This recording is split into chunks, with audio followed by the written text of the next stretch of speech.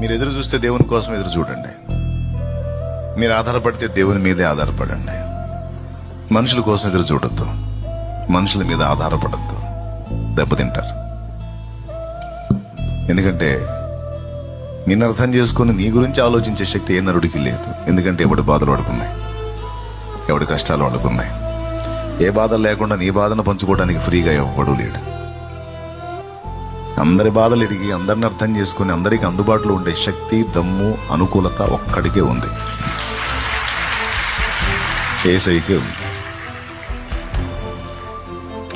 కొంతమంది నిన్ను పట్టించుకున్నారని పొంగిపోవద్దు, సంబరపడద్దు, చంకలు కొద్దొద్దు. కొంతమంది నిన్ను పట్టించుకోలేదని నువ్వు బాధపడద్దు. నువ్వు వేడుకోవాల్సింది, ఎదురు చూడాల్సింది, పన వేసుకోవాల్సింది, ఆశపడాల్సింది ఆ ఒక్కడి కోసమే, నా ప్రభు అయిన యేసుక్రీస్తు కోసం, నజరేయుడైన యేసు కోసం.